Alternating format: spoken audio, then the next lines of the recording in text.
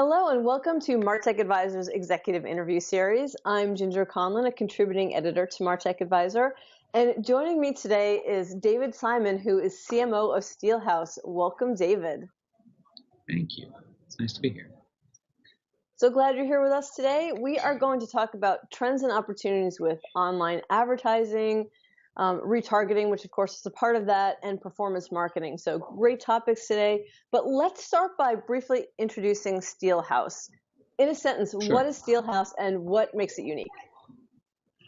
So Steelhouse is a marketing technology company that creates a platform that enables virtually any advertiser to create their own ads from scratch without a whole lot of technical know-how, or to use templates that are in a library to make it quicker and easier for them to do so, and then push them into a full ad platform where they can create segments, they can identify their audiences, they can either automatically or manually create the traffic, the media that they need to send out to put out ads across virtually every digital channel. And then, of course, we have reporting so that you can see what works and what doesn't.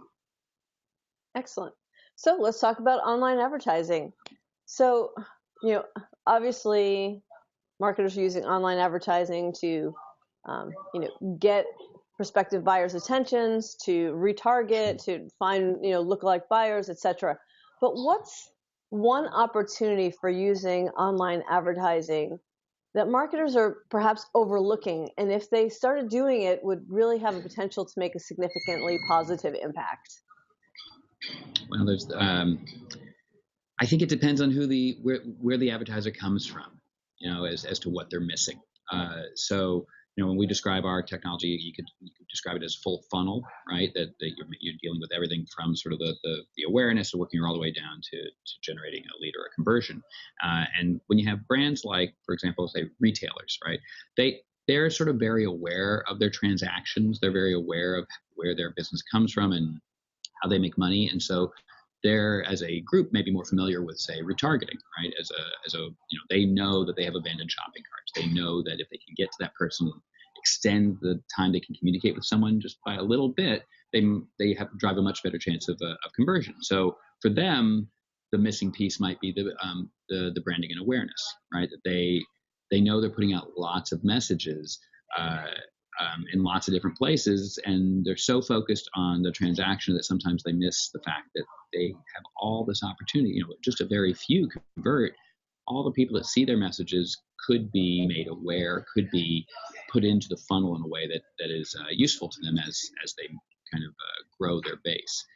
So from that angle, they might be missing the front side, right? The top of the funnel. And then I think the inverse is true as well. You have brands that have sort of traditionally been around branding and awareness, and that they haven't been as conversion centric, and they're not thinking about all the things that they can do with their own data. They're not thinking about all the things they learn by simply putting a few pixels across their site and paying attention to who is doing what and who is completing their process and who isn't. And when they do that and add, say, the retargeting component to their campaigns, they're pleasantly surprised by how effective that is. And that can be everything from the one that popped into my head is entertainment, for example, which is not always as transaction oriented, but can be, and particularly in the digital age. Does that make sense? Yeah, absolutely. I love that. So, from the reverse side, there's all the great opportunities, but of course there's always challenges to go along with that. Nothing's ever that easy, right? So what is one challenge that you seem to come across a lot?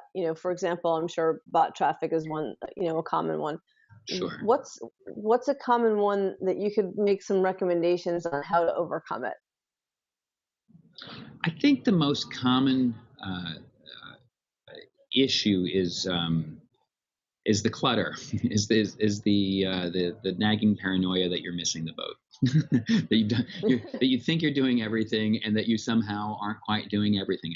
And it's I find that across marketers, great and small, and it doesn't really.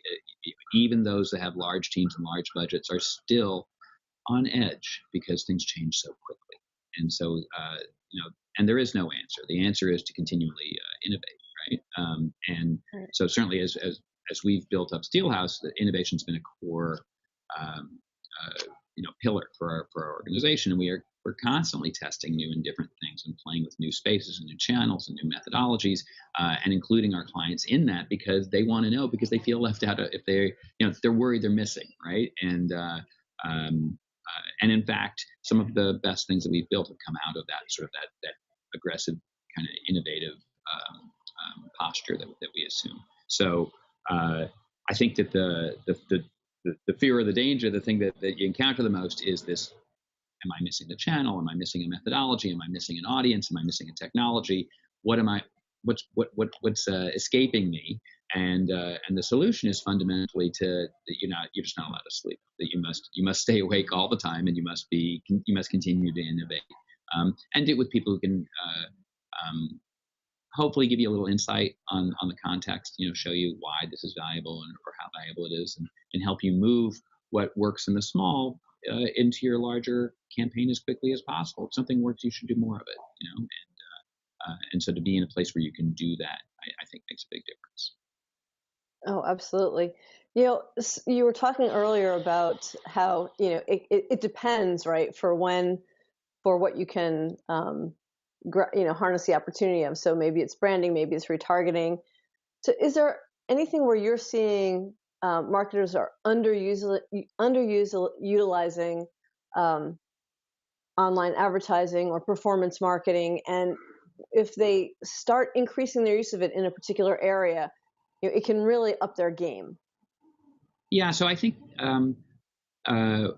it's a funny thing to say that video is a hot topic, because video has been a hot topic in digital for pretty well ever, and yet I think it is enjoying a new age, and that really has less to do with the technology, that is, does sight, sound, and motion work, than it does with the fact that we're seeing it in so many different places and so many different channels across so many different devices, and that each of them takes advantage of video in a slightly different way and requires a little bit of nuance and mastery to get it right.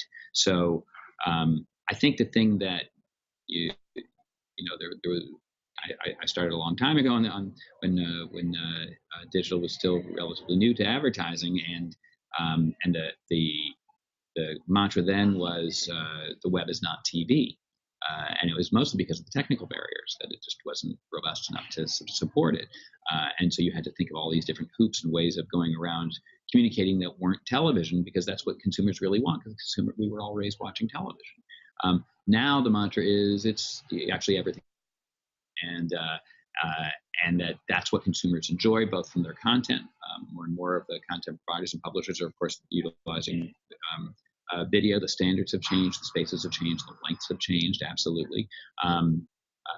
And those are the same lessons for advertisers. And so I think when I think of the thing that is probably still, it has great growth in this next phase, it's really around how different brands are going to be using video, and the fact that it's not reserved for the elite few thousand advertisers that were able to use video. It's not just for the broadcast Right. advertisers who have 30s and 60-second commercials running on during prime time. That spots cost millions of dollars, the space costs millions of dollars. Every brand can build video now. I mean, it really takes nothing more than the ability to say, I want to place a video ad, and I can create a slideshow from stills, I can create a slideshow from text, I can use images from a stock library. But ultimately, if I create something that's reasonably compelling in the video medium, it's going to perform better. And that's just that's just the truth. And so, and I think over time, you're going to see it really become dominant. It will be the dominant format. So we're in the in-between right now.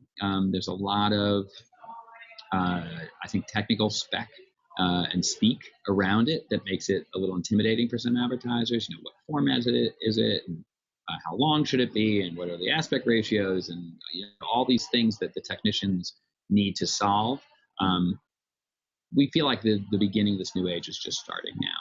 So, for example, with our platform, it's about making it really simple. You don't need to know that stuff. You should just know what story you want to tell. And I think that's ultimately what will rule for advertisers, is being the ability to tell a story and get that across, and use 3-second and 6-second and 12-second pieces that carry across social, that carry in page and in feed, and ultimately are compelling.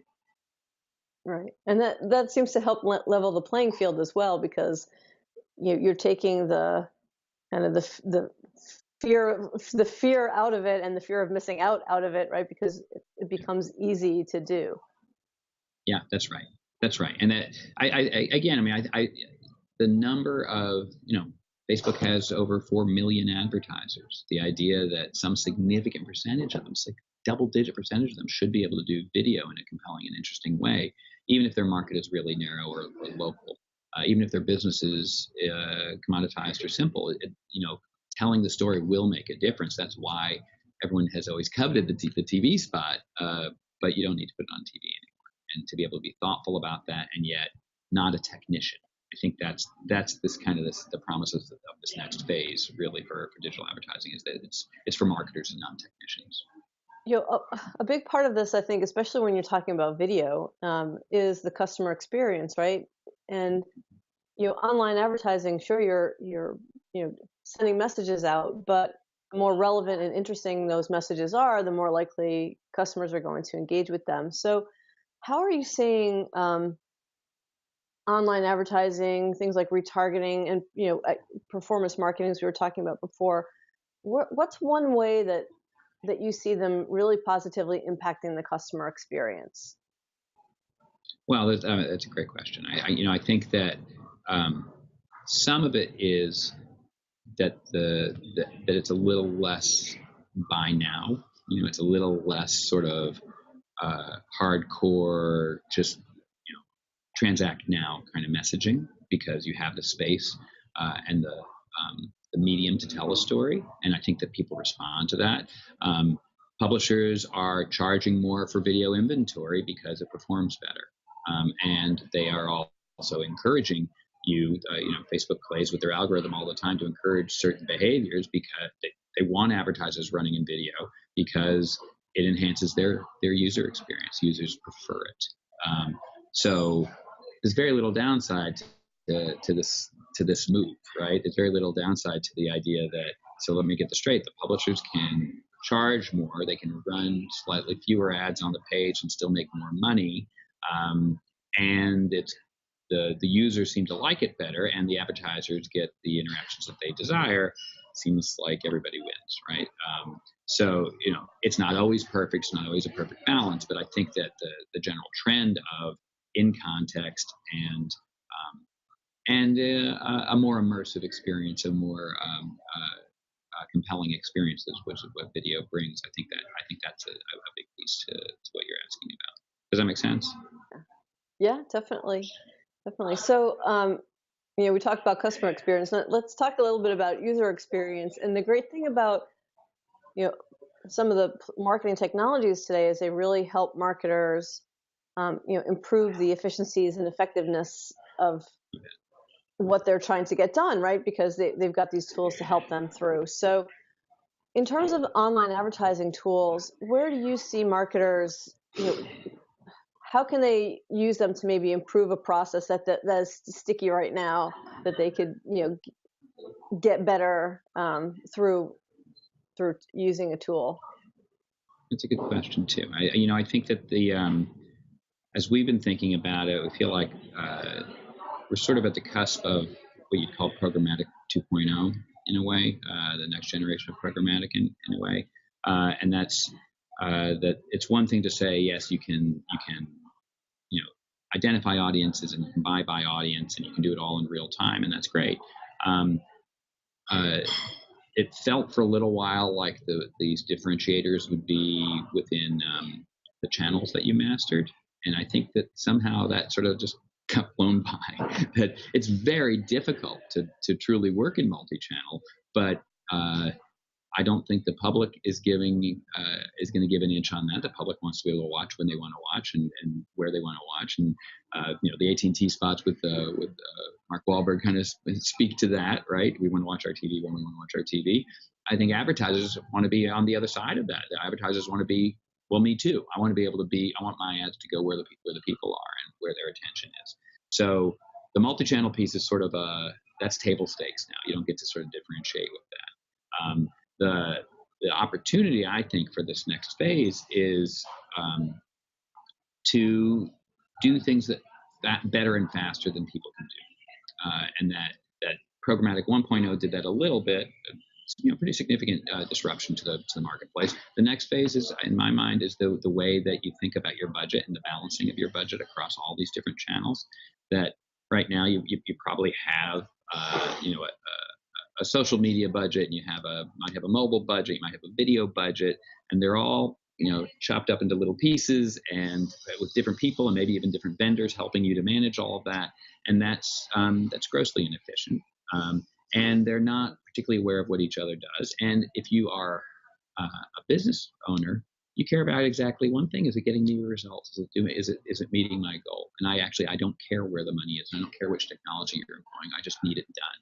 And so the most recent advent, and I think in this, is really this idea of multi-channel optimization and dynamic optimization across the multiple channels. So you're managing a bucket of money, and you say, okay, so look, trends tell me, the machine's telling me that on Thursdays in the early morning, social media is better, and in fact, Facebook is best. Well, put all the money there, right? And then, but we hit lunchtime, and it shifts. It moves to the web and to my premium web exposures for across premium sites. Well, put money over there, and we know that the more automatically, the more efficiently you do that, the less waste you have, and the more you're getting your message where it needs to be. And I think that idea of the budget balancing is kind of this next big piece for programmatic, and it impacts creative in that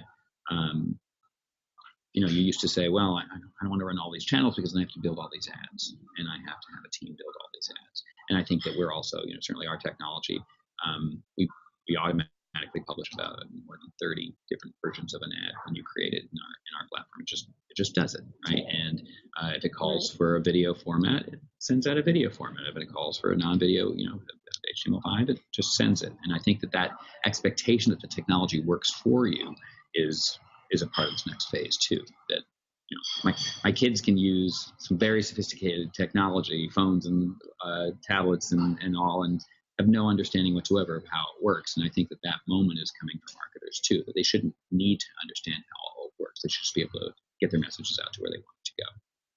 Does that make sense? Right. So they are, the strategy, telling the story, and then the technology does for the execution for them, all the heavy lifting basically.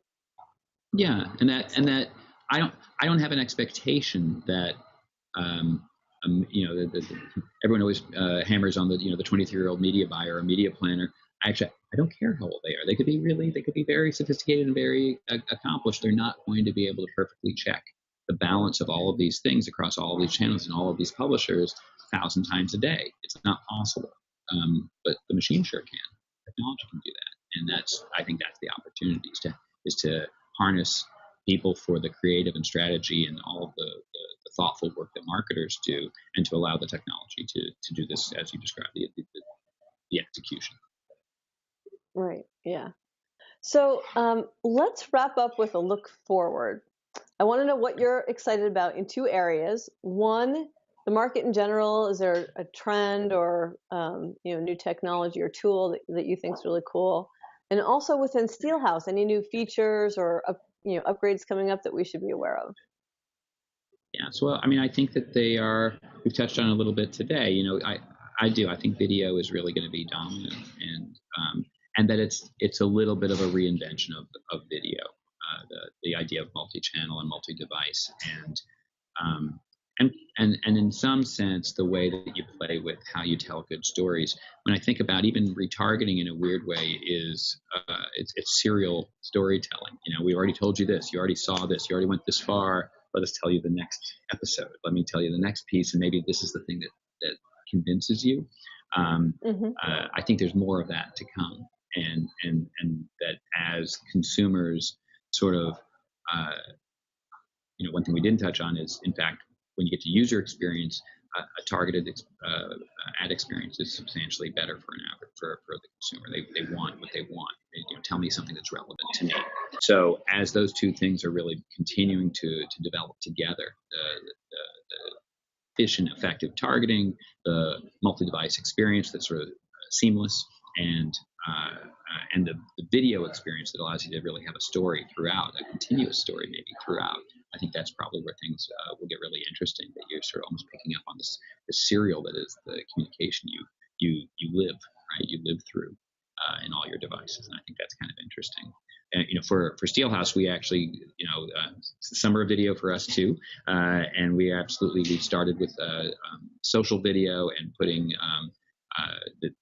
enabling our creative tool to build video ads and do it quickly and efficiently from all different sorts of assets, either templated or uploaded, and then that publishes straight into Facebook. Over the course of the summer, we're going to be releasing additional feature sets for video specifically, because we think this is where the future is. And so it's all about making sure that we can put video where it ought to be, get it in the formats that are most useful, and make it easy, make it so that really any brand or advertiser can do it themselves and retain their skill as a marketer without having to become a technician that sometimes they feel pressured to be. Right. So continue to be the storytellers as we move forward and tell their stories in all the different formats that customers are looking forward to today, like video. Exactly. So, well, David, thank you so much for all the insight today. I really enjoyed the conversation, and I know everyone watching us did as well. And I want to thank everyone for joining us today. And also be sure to check out, David and I had a great conversation on the skills that marketers need to succeed. So be sure to visit that video as well, and to check out and subscribe to MarTechAdvisor's YouTube channel so you can check out other executive interviews. And thanks again for joining us.